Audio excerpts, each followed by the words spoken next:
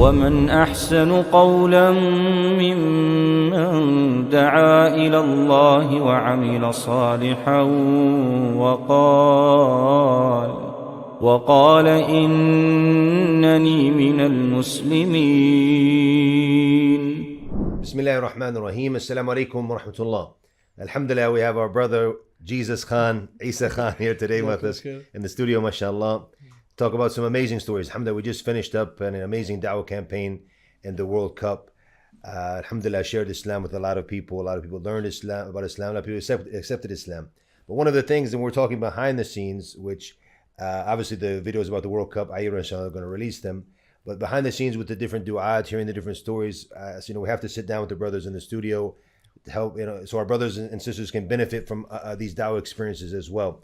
So you guys have been to some crazy places around the world now, mashallah. Folks on places many people have never even heard of. I remember we were sitting, I was reading some of the names before. I never even heard of this country, mashallah. But Ayra now has been there. Yeah. So we want to hear about some of these stories, the countries you've been to. What is the work that Ayra is doing around the world now, inshallah ta'ala? Yeah, absolutely, inshallah. Today you managed to come to the madhouse and all the da'is were there. I mean, just these guys alone are from like Tanzania, Mexico, Brazil, and all these different countries. But we've been to some strange countries. I mean, me and Jamal, and I think you've met Jamal, we've camped in the Amazon rainforest overnight. And after Maghrib there, it's dark, right? And you really learn why people sleep after Isha, because it's like there's nothing to do. Exactly. You have no internet, no lights or anything. And I'll tell you a crazy story in this forest, right? After like Maghrib is a concert. A concert starts, but it's done by insects and animals. Like literally, it's so loud. Wow. It's like a million grasshoppers, right? Like just making noises all night. So, and then you hear these, you hear some noises sometimes which you don't recognize, right? Yeah. And you're like, okay, that's a strange one. So we camped the night in this rainforest in Peru. In the Amazon rainforest, and the brothers showed us the trees. He said these are the boa trees, this is where the anacondas, you'll see them wrapping themselves around. Wow. We said, okay, that's great, can we go back to the shelter? And the shelter was literally wooden planks, right, of these houses raised high, because they said when the water rises up, we need to keep these high, so you have to go in this little ladder and go inside. Wow. And where we stayed at night is where everyone in that little village stayed. Like everyone was in that house, right? So it's like a long house and like 10 people, because you have the forest and you have the shelter, right? And there's different one of the two, huh? compartments, yeah. And it was that was tough, right? And I was like, I'm gonna sleep because it's dark around us. It's the whole Amazon rainforest. I mean, it spans across 4 countries. It's a big forest, right? So there was a bat flying around, and I said, you know what? I've prepared myself for this trip. I don't care about this little bat. Then I see a brother taking a broomstick trying to hit this bat really hard, and I'm like, what's going on? He said, no, this is the dangerous bat, because they're called vampire bats. I said, what? They said they stick to your neck and start sucking your blood or biting you. I said, subhanAllah. But we do this for the dawah, right? Because we were going there for these new Muslims. So anyways, I took an early night. Jamal, on the other hand, had to go to the toilet in the middle of the night without seeing anything in the Amazon rainforest. No light, nothing. And he went once and then he came back, and I was like, subhanAllah, he really did it. And he went twice and 3 times, and he went 4 times. He ate something? Didn't go, no, I don't know. He just went and he said, I had to go. And so he did it. And he said, if an animal or an icon, anything came out, I'm done. But he had to cut all that. So these are some of the sacrifices that you have to make on these trips. But subhanAllah, there was about 10 new Muslims there, and after we left, there was about 20 new Muslims. MashaAllah. They took shahada. We built a masjid there. We found the direction of the Qibla. And that was a good experience. So the objective of this trip was because you heard there was no Muslims there, or why were you going there? Because some of the da'is had already been there from Iran and got shahadas. We wanted to go and show the world, because it's very important, out of sight, out of mind, right? If they you would never think there was dawah there, subhanAllah. Of course not, yeah. And subhanAllah, it's grown more, because we just got a picture the other day. Some Tablighi brothers had gone there and they were cleaning the masjid, right? They were washing it, cleaning all of it. So it's still running, alhamdulillah. Is doing well. This was great. The other experience that we had is we went to Samoa, and people often ask me, okay, like, what's it like? Where is Samoa, for the people who don't know? Samoa, okay, the best way to describe it is, Sheikh, when you look at a globe and you spin it, and there's a big part which is just ocean, and you think there's nothing there, just ocean. There are small dots on there which you can't see on a map, which are countries. Right, so we went there, and Samoa is one of those dots. Yeah, exactly. The best way for me to give you a picture of what Samoa is like is that when I would call my family back home, right? In London, there's a 14-hour difference. Allah Akbar. So if I call my wife at like 11 p.m. in London time, I'm going to be at 1 p.m. the next day after Dhuhr. And how long was the flight to get there? I think it can take up to 30 hours because you have to fly from London to Dubai to Australia or some Dubai to Philippines to Australia to maybe New Zealand, and New Zealand to Samoa. Allah Akbar. Yeah, or Australia to Fiji, and Fiji to Samoa. This is one of the sacrifices people don't realize now. And some of our du'at who are here, like Sheikh Isa Garcia, for example, his flight was 40 hours to get here for the da'wah. MashaAllah, tabarakallah.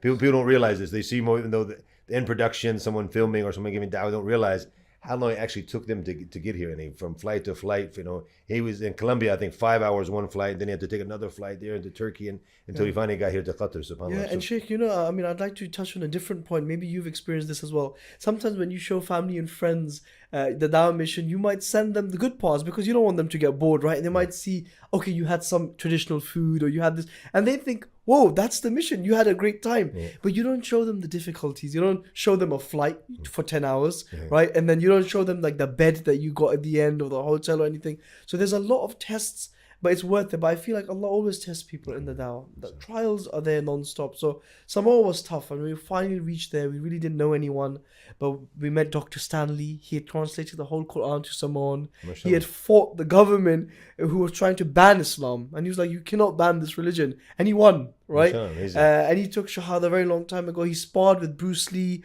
He's like almost 80 now, and he has these amazing stories. He's got 3 degrees. He's a professor at the university, and he built the only masjid in Samoa. And he was telling me a story like the times of the Sahaba. He said there was a big storm in Samoa. It destroyed many houses and infrastructure. And he said, I raised my hands to Allah and said, if this gets destroyed, there's no masjid where people are worshipping you in this whole country. He said the whole path went through the masjid. He said the masjid is the only thing that was standing there. Amazing. SubhanAllah. So you saw this firsthand. It wasn't something you heard online or this. That's amazing. We had to, we didn't really get in contact with them before we arrived. So I with Salahuddin, I said, look, bro, whatever happens. We're trying. We landed, we hired a car, we just drove and looked for a masjid. When we found the masjid, we went in, we were looking around, and then we found him and we said, are you Dr. Sani? And he's like, indeed. And it was like a movie moment, subhanAllah. But it worked, and the dawah there was, we started the dawah, we did a Jesus exhibition. We got the brothers from Australia to send it over. A lot of people came, one person took Shahada as well. We went on the radio in Samoa, we went on the TV in Samoa.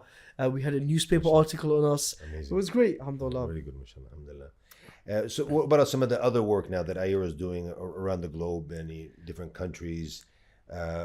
Amount of people who've entered in Islam. Yeah, so IRA obviously focuses on a big problem that happens in the dawah, which is new Muslim support.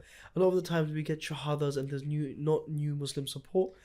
So I've written about this. The shahadas, by the way, but people don't realize that's the easy part of the dawah, because the haqq is so clear, and if you can get through to the fitrah, a person will accept it. Sometimes you can just be a couple of minutes, 10 minutes of conversation, you have a person who's accepted the shahada. Now it becomes the hard part after they take the shahada. What do you do with them then? Absolutely. And that's when new Muslim support comes in. So with IRA, subhanAllah, what I mentioned the other day, I made this post on Facebook. I said that, long-term dawah will not be funded by or supported by like a one-man show, like a big celebrity sheikh at all, right? They will bring the organization, they'll bring the funds in, but long-term dawah will happen through structures and systems, right? The Prophet sent the Sahaba out and he built these structures in place. So IRA has a new Muslim training that goes from a minimum of 7 days up to 3 months, right? Until the people are fully ready. And they're taught the entire salah fully in Arabic. They tested it, and I've been with Adnan myself. We go to the village, we get the registration of the new Muslims, 80 new Muslims. We'll pick number 36, stand up, recite the Fatiha, please. Number 22, recite the tashahhud, right? And they have to go through all of this, and then we know, okay, this was done. Then we look at the brother who's a new Muslim guide, and he's like sweating, right? No, he's not. He's there, but we're checking, right? How is, and they normally love him, and he's happy, and we're happy, and we say, okay, you know what? These people are ready. We can leave them now. We have Imam development programs. That's on the 5th month now out of 6 in Tanzania. So when they finish the 6th month, they have learned how to read the Quran, how to lead the Salah, lead the Janazah, do the Nikah, all of this stuff. And they took Shahada in the village, and now they go back to the village. So IRA has this structure. So when I tell people that when you donate or support IRA, you get the whole package. You get the Shahada and you get the new Muslim support. And this is the thing, is that I spoke with Adnan about this recently as well. if we wanted to just go for numbers, because if it's a game and obviously that would be good for us for when it comes to fundraising, because we can come and say we got 300,000 shahadas last year. And that's very, especially in Africa, it's very possible. But like Adnan mentioned when we had the sitting with him, he was saying we're going to focus on the quantity or the quality, and that's very important. So I mean, I think in Ayura we realized that we can get those numbers, and if we go in line with that, then people are like, "Wow, Ayura is amazing, 300,000 shahadas. Let's support." But that it doesn't really benefit them. It doesn't the new Muslim himself. It doesn't benefit the ummah when you have just people who have said it and not acted upon it after that. Yeah, absolutely. I mean, Sheikh, we're getting 10,000 shahadas right now. Like, there's people have come to us saying we'll hire a stadium and 10,000 people will take shahada with you. But we're really careful because we focus on long-term support. Sometimes we won't scale the dawah because we can't support the new Muslims. So would you rather want one person to take shahada and then praise for the next 60, 70 years of his life than have 10 people who just took the shahada and that's, oh, we couldn't go back, we couldn't do this, right? Which happens sometimes. You take a shahada, but you can't support those people because you fly back to another country. But we make sure that these systems and structures in place for long-term dawah to happen. And this is very important. Now, something that I was talking with Sheikh Uthman al-Faruqi came yesterday. We sat down with them, and obviously they're facing the similar problem now because they're getting, mashallah, in America, in over a year and a half, they had 1,600 shahadas. And I wanted to bring him here to the studio, but it was in the middle of the night. We couldn't get the brothers to come, so unfortunately he was only here for a couple of hours. 1,600 shahadas in a year and a half, which in America, that's pretty good. Interestingly enough now, just as a benefit, he said that the majority of people, like post 9/11, before, you're talking about the 50s, 60s, 70s, 80s, 90s, all of it was mostly African American. But he said now, more than African Americans, you have white Americans, and especially the Mexicans and the ones who are from South America. They're entering Islam at very, very high rate. And he said even like, if he said white to black, it would be 3-1, which I was surprised. I didn't realize. I realized that any South America and the Mexican and entering into Islam a lot, but I didn't realize it was that big. Even from the Euro American and your people. Yeah, community. I didn't realize it's pretty impressive. But in South America now, or before we mentioned that, just for what he had mentioned is dealing with those amount of new Muslims, which is, in Africa, I think it can be easier because cost of living is cheaper and things like that. So sponsoring more du'at, having the full-time mentor there with them, it's possible. What is a way we can deal with new Muslims in the West, for example? Because we can't do the same. First of all, you're not going to have a village where 10 to 20 people accept Islam.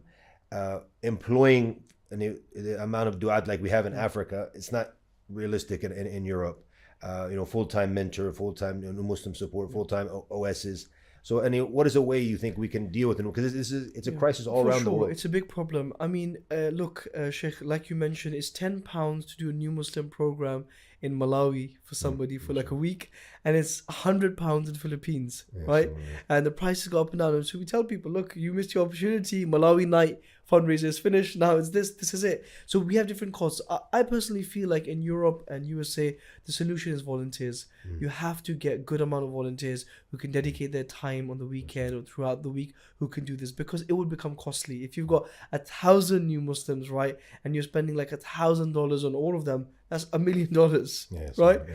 If you spend $1,000 on them a year, which is $100 a month, which is very realistic, bringing them over, doing the program, hiring a teacher and stuff like that. So it's tough, but I think if more people volunteer for the dawah, give their time, I mean, for them, look at the reward they would get. You teach someone Fatiha, they read that, 17 times a day, minimum, and for the rest of their life, and then their children, they teach that to their children as well. And I think, one of the things, we look at it as just being something so basic like Al-Fatiha, but if you put it into like what you put into now, that's business-wise, ROI, return on investment, me and Hasanat, that's something major. I taught him to read Fatiha properly. Maybe I can teach him the basic meanings of it as well. So now he understands what he's reading. He's reading it properly. And like you said, 17 times a day. What if he lives for 60 years? What if he teaches other people as well? And you come Yawm al-Qiyamah and you have this mountain of Hasanat. And recently, subhanAllah, I remember that, and to go back to the issue of volunteers, here in Qatar, we talk about like the new Muslim programs and things like that for the ones who accept Islam, which is all throughout the year. Not just the issue of the World Cup now, all throughout the year. People, when they accept Islam, they have the program for them usually on the Fridays when they're not working. So one of the brothers was hearing this, and one of the majlis who were sitting in, and he said, even Fatiha they don't know. And right away he said, I'm ready. Another brother said, I'm ready. And they actually, and I thought, a lot of the time, people get inspired in the thing, but they don't really do it, Like a brother and sister watching now get inspired and then don't do anything. The next Friday, they were there teaching Al-Fatiha to these guys. Because he's like, I memorized Quran, he didn't look at it something, I'm a hafid, I'm an engineer, the brother's an engineer. I'm not going to go just do something simple based like this. No, he's there teaching the guys Fatiha. Because he realized the same thing like you mentioned, that the ROI is going to be fantastic in my hasanat. Yawm al-Qiyamah, when they have Al-Fatiha. That's amazing. So the issue of volunteers, we need to get more volunteers 100%. and to realize that, that little bit can go a long way in helping out the brothers and sisters, And people can volunteer. People watching this, there's most of the countries in the world have dawah happening, right? Because there's very few. I mean, we spoke about Samoa, right? But that's happening. So those who want to get involved, they will get involved because they want that reward, right? And we've been doing this work. And one crazy story that I actually forgot to mention was also in Peru, is that we went to this brother. And this was 3,000 meters above sea level. We had oxygen canisters, right? We were, spraying them and breathing in because you'd get lightheaded and get headaches, right? We also passed 5,000 meters above sea level. Wow. Like there was snow on the tops. And there's a desert in Peru as well. So this shows you how high you go. And we went all the way to this mountain and we reached there. It took us like almost a day. And when we got to the top, we were just shouting out the brother's name because there's no signal or anything. You have to shout into the mountain so that this new Muslim comes out, right? And he never came out that night. So we had to stay in this little, I can't even call it a hotel. Like the dog was walking in and out of the kitchen and the area we sat. And they gave us white rice and egg, no salt, nothing, right? So we stayed that night there. Then we got up the next day. We went again to this mountain, right? There was llamas there as well, right? And he said, if you go up, there's pumas and vicuña. It's a very expensive wool, right? It's protected by the Peru government. And they said they stay at like 4,000 meters above sea level in the mountains. And their skin, they just have like meat on it. They have like no fat or anything. So it's interesting. And these are this new Muslim was telling us. Next day we screamed his name. And we found a man walking the mountain. We said, excuse me, we're looking for this brother. Can you find us? And he's like, oh, it's me. And we met him. And this brother took Shahada 5 years ago. Okay? And the brother he took Shahada with, his name was Abdullah, who basically gifted me a topi made out of llama fur. Right? And it was amazing. And his job was he worked for the Peruvian government to go to small communities, rural communities, and teach them how to earn an income by making traditional projects. At the same time, when they would see his topi and shalwar kameez that he would wear, they would say, what's this? And he said, this is Islam, this is my religion, I follow it. They said, tell us more. He would give them dawah, right? Because they're asking and they would take shahada. So he started taking us to these people. So you would never know, in a mountain in Peru, 3,000 meters above sea level, there's one house that has a new Muslim. So when we were there, his daughter was there and another one of his friends, and they both took shahada. Allah Akbar, amazing. They took shahada. We did wudu with them, and Sheikh, this has to be the most difficult wudu I've ever seen. You can literally see the clouds. I can probably provide the picture. Maybe they can put it up. The clouds are moving behind us. We're in the mountains, right? It's freezing. And the Muslim brother, he took it and he started doing his wudu. He took his shoes off, and it's freezing. And then we prayed salah together. So these are some of the stories that people don't know. And if you dedicate your life to the dawah and you start doing it, inshallah, anyone can do it. You will start to experience these things. So, something I've benefited. This is obviously the objective is for us to benefit and to benefit our brothers and sisters. One of the things I've benefited from, just listening to these stories, is not. And as the Prophet actually said in a hadith, actually, and when he said, "La tahqiranna min al-ma'rufi shay'a," and do not belittle anything that's from the good. Don't look down upon it, basically, because for me, I'm looking, or sometimes look at the grand picture, the big picture. But traveling a day, and it became 2 days because you guys stayed there overnight. That just for that brother who took a shahada, so just to see how he's doing, be like, I wouldn't do something like that. But if you said, let's go to a place where I'm going to meet several people, I'm going to have a bigger audience. So sometimes we're focusing on the grand scheme of things, or the bigger picture, the bigger impact. We forget these small things and how they can have such a big impact. And even the Prophet ﷺ, he had those personal da'was, the one-on-ones and things like that, and that has a big impact on the individual, and they can actually make the da'wah spread after that as well. Absolutely, yeah, 100%. I mean, being in Qatar, you see some of the generosity that, mashallah, many of the Qataris have, and you see them like donate buildings or millions, and sometimes you can really feel like, oh man, what am I doing? Yeah. But subhanallah, Allah just gave me this idea in my head. Is that I remember the hadith that the Prophet ﷺ said, do not belittle even giving someone half a day in sadaqah and saving yourself, right? Because the Prophet ﷺ knew how much Uthman ibn Affan gave and others gave. But he still said that because Islam is a deen where you don't belittle anything small. So the small and the big, may Allah accept it. So you've been around in South America other than Peru? You've been around I mean, we went to Ecuador as well. Okay, here we also went to a new Muslim village. This was probably the longest and most difficult journey because we had to fly to Ecuador, which in itself was crazy because we had to go from London to Madrid, Madrid to Peru, Peru to Ecuador, and then from Ecuador we had to get on a 12-hour bus. Wow. Right into the rainforest. There is no hotel here. Okay, we had to hire a house from someone, right, where we could stay. Wow. And then from there we had to travel 1 hour into the rainforest, right? And we met new Muslims here who were building a new masjid with us, right? Amazing. And we said, okay, how is it going? What's happening? They said, we're cutting these trees, and another team is 2 hours away. They're cutting the trees as well. We're like, oh, okay, so you're gonna bring down a truck or a car? They said, no, we're just gonna wait by the river. We said, what do you mean? They said, no, they're going to cut the logs, tie them together, throw them in the river, and when it floats down after 2 hours, we're going to grab it. And we're going to cut this down and build the masjid. Amazing, in an Amazon rainforest, the same one as Peru, but in a different country in Ecuador, people are building a masjid like this at an Islamic center. Wow, amazing. And the way this brother who we met took shahada was that a French tourist came to the Amazon rainforest to explore. He came to this community, right? And he met this man's sister, right? And they got married. And this man accepted Islam and took shahada. So obviously the French guy. Yeah, French guy. And then his wife took shahada. Amazing. And then his wife calls his brother in the Ecuadorian rainforest and says, this is Islam. It's the truth. You need to accept it as well. He takes shahada as well. And then the community starts growing from here, right? And he faced a lot of fitna in the beginning. People like burnt down his house. They were, swearing at him. And subhanAllah, the same, whatever happened in Makkah, the Prophet, it still happens today, even in the rainforest in Ecuador. But now they like him and they appreciate him. He persevered in the dawah and he's giving dawah. They respect him, appreciate him. They see that he's building the masjid and a dawah center. So, it was amazing, mashallah, and it's so remote. So in all these places, there's Muslims growing. Alhamdulillah. What about the Philippines? You've been there? Philippines multiple times, subhanAllah. Philippines is just incredible, right? And again, it goes back to, you can get many shahadas. If you don't do the new Muslim support, what are you doing, right? Yes, so we focus on that as well. But Philippines, there's been one situation where I went to this tribe called Matik Salut tribe. They're indigenous tribe, even in Philippines. So much so that the guys can't speak to them because they don't speak the same language. Wow, so you get the guys from Manila who speak Tagalog. They won't be able to speak to them because they don't speak the language, right? And this was testing this one because this is so remote that 1 hour before you reach these people in the car, your phone signal goes completely. So because we're so used to our phone and laptop and internet, you're like, what do I do? Radio? Right?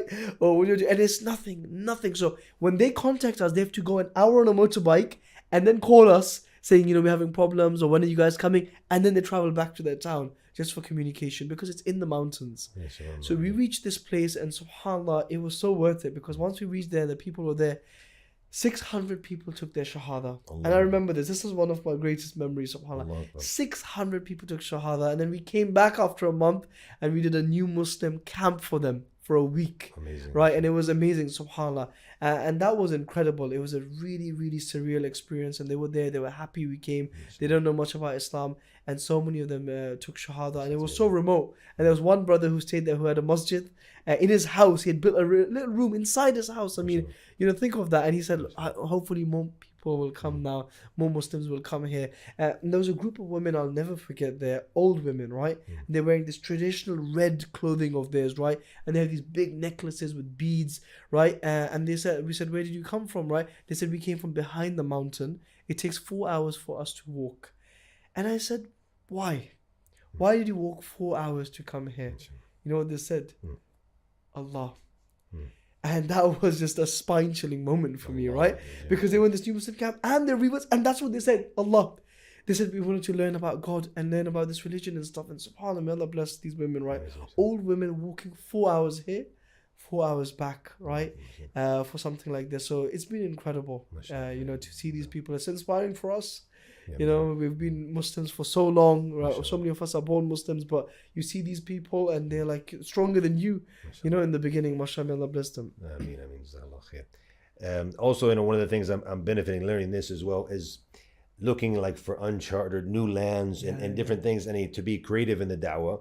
Is it not always to follow just the same routine, the business, and look for other ways of how we can benefit the da'wah, how we can benefit Islam, how we can make the message reach in different places and things like that. I think many people don't focus on that. Yeah, Sheikh. I mean, like I think this has been so inspiring for people. But I sit down and I look for new countries. Yeah, so one tactic I use is when I go into these bookstores, right? And it's also, I love buying these books, is that I buy these atlases and travel books and Lonely Planet. I just grab them, okay? And when you go through them, you'll sometimes find these remote places and communities, right? And it's interesting for people to watch. It'll get more people to watch your videos and be inspired by this and support the general dawah. So sometimes you have to go to these remote places to inspire people to also look at the overall dawah, right? It gets them in, right? To show them something interesting. But we go there and set up structures as well. So one country that we went to was Papua New Guinea.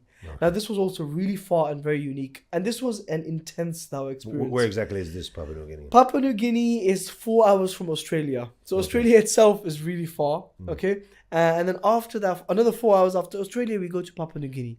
And after we landed in Papua New Guinea, we went an hour again into the highlands, right? And this place is known as well. Sometimes there's a lot of issues here, right? Like tribes will fight against each other and they'll have issues and stuff.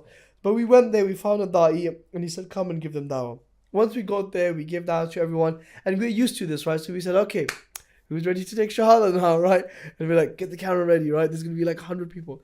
Nobody put their hand up whatsoever. Instead of people started arguing and shouting out at us, right? And these were the priests in the audience. We were like, what's going on? But we, tried to maintain our akhlaq and manners, of course, and kept giving them dawah. We then also prayed in front of them. And that's it. We said, Qadr Allah. Of course, if nobody takes shahadas, we don't have a problem. We know it's just about conveying the message. But what happened after that is that a lot of people started gathering around the car when we're leaving. We're packing in the car. They start gathering around. And they want to take shahada. And we're like, well, what's going on exactly? And they were like, there's a lot of priests of our community in the audience. We didn't want to take shahada in front of them. But we want to accept Islam now. And 10, 20 people of them took shahada. Amazing. And it was incredible. I mean, it started really intense and we kept going. So something that shows just persevere. I mean, the Prophet, he went to Ta'if, right? And what happened? Yeah, exactly. You're ready for that? Maybe this is your Ta'if moment here. SubhanAllah, these mountains. We won. I mean, SubhanAllah, the Prophet made big sacrifices, right? But we were getting a taste, and we were saying, look, nobody's even spat on us. Nobody's even sweared at us. They're just angrily asking questions, right? But amazing people in Papua New Guinea. There's so many stereotypes people have. People are amazing. They're so nice, mashallah. And they took shahada, and it was incredible. Yeah, I was actually speaking with my wife recently about this. I get some invitations, like the UK. I love the UK, but I've been there so many times, so I get invited. It's not, how I've been there before. But if there's a new invitation somewhere I haven't been before, I said this is interesting now to go to different countries. I out of the countries I've given da'wah, and it's about 30 now. So I said we can inshallah increase, and maybe also these lands will testify for Yawm al-Qiyamah that you went there to spread the message, inshallah ta'ala. So I remember when Adnan had contacted me to go to certain countries in Africa, and so I said, Bismillah, let's go, because this is something new, and it's a new experience, and also you can make and help more people receive the message and learn as well. So that's something amazing. As we wrap up, inshallah ta'ala, how can people get involved? And with the supporting Ayera, how can they become part of the dawah? Because people, hear these stories. So I want to do that. I want to get part of that ajr as well. So what can they do to get involved? Absolutely. I think, especially for me, I mean, alhamdulillah, I've been with Ayera for 11 years now. It's been a long time, and we've volunteered. And I discussed with the brothers sometimes that we would sleep in masajid in the UK. There's no hotel or anything. You go to the masjid, you give a little talk at night, if normally a Friday night, and then you sleep in the masjid at night. And sometimes I remember in Manchester and places, it would be freezing. And they'll turn off the heat, Yeah, 'cause they don't yeah, and there would be nobody in the masjid, just us sleeping. So those were tough times, and I say to the brothers, maybe because we did that, Allah allowed us to go into these other countries now. So you can always volunteer for IRA. You can go on the website, you can look for the volunteer button. If not, just email them and ask them. There's always a need for volunteers, and you can slowly volunteer and work your way, inside the organization, prove yourself, right? And then they'll say, okay, you know what, we need you here, we need you in this mission, and you can continue. But you need to make a start, right? I'm not saying that anybody will come in and straight away they'll fly you out to Fiji to give dawah, but this is how it starts, right? You have to get used to it. You have to get your experience as well, alhamdulillah. But even if people don't travel locally, and all around, all our teams all around the world, we need volunteers there. UK, Canada, all these places. Canada, we have a big team. Even UK, there's a lot of need. Many people take shahada, So I mean, and people need to realize they can volunteer in different ways. And sometimes just like we say, out on the streets, people you might just be someone who's helping set up the tables. That's also part of the complete picture. We need people doing all of these things, right? You might be someone who's good at IT. You can benefit in this. Other people can benefit. People can donate as Absolutely. well and benefit in different ways. Yeah, there's people we have on the One Reason chat who give dawah online, and they've had over 1,000 shahadas. You just on Facebook Messenger replying to people. You can be sitting on your sofa at home and talking to non-Muslims on Messenger, right? And they take shahada with you, right? So this is a team that works online. We run ads to non-Muslims. They message us and people talk. And we don't have enough people, so we have 100 people now, but you can always add on to this, right? You can volunteer, like you said, setting up the tables. You can volunteer in admin. You can be a part of finance, for example. You're still a part of the dawah. So when IRA gets those 50,000 shahadas a year, you get a share of that. There's a very famous story from America. Someone went to NASA, right? I think one of the presidents or someone, he asked the janitor, what do you do? Right? And you'd expect him to say, I clean this area or look after this. He said, I helped put the man on the moon. Right? So it's a very powerful... and that's the truth. And everyone plays their role. If you don't have that complete... Just like I always did the example of the football team. What is your goal, right? If there's any lacking anywhere, and it could be the janitor. If the locker rooms are not ready for the players in the place, it's going to be a problem, right? If the football pitch is not clean, so we can look at from the janitor up. It's not just the players. The players, they might be the da'is who are out there, right? And but then you add to that as well the manager, the coach, the medical staff. If the medical staff is not good, they're not going to be successful. I remember watching the NBA finals in basketball, the Eastern Conference finals. And the main player from the Miami Heat, this guy could barely walk. And then he comes back like in game 7, like a new guy. So the whole thing was like, the commentators like the medical staff. And these are the VIPs now. These are the stars now, because how is this guy able to perform like this again when he could barely walk just like two games ago? Yeah. So that it shows you the completeness. And when it comes, also in the holistic approach, when it comes to the dawah, everyone has that. The people behind the screen. I would say we have our brother Mahmoud here behind the cameras, mashallah. And he's just as important as what we're doing now, if not more important, obviously, because we can't do it without him, right? So you have that complete holistic approach to the dawah. So there's many things that people can get involved in to help the dawah. It's true, because sometimes you and Salahuddin and the other brothers, we wouldn't see you guys for days, right? But we know what you're dealing with in the background, right? Arranging everything, giving people the location, so that everybody can get involved. But what I would say is that it's easy for people to hear these and watch these videos and never do it, because if you don't start now and you don't take action now, it's never going to happen. Because look at this World Cup. We arrived for a month. For many brothers, this was the longest time they've left their families, right? But today we sit here, Sheikh, and we were discussing that they're taking the signs off. World Cup is finished. It's over. We just got here the other day, right? And 1 month has flown by. So if you think you have so much time in life, you really don't, right? You need to get involved now and start now, because life will just go in an instant. And you will miss out on all of this opportunity. So we'll put links down below for the brothers and sisters as well. Anybody who wants to volunteer, we have links, inshallah, on the bottom, how to volunteer, or if someone wants to donate as well, inshallah, to support the dawah activities. We'll put that in the description below, inshallah ta'ala. Jazakumullah khairan. Thank you for taking the time. I know you're about to go to the airport. Alhamdulillah, we were able to grab you if we went there, so benefit ourselves and benefit the brothers and sisters. Jazakumullah khairan. ومن أحسن قولا ممن دعا إلى الله وعمل صالحا وقال إنني من المسلمين.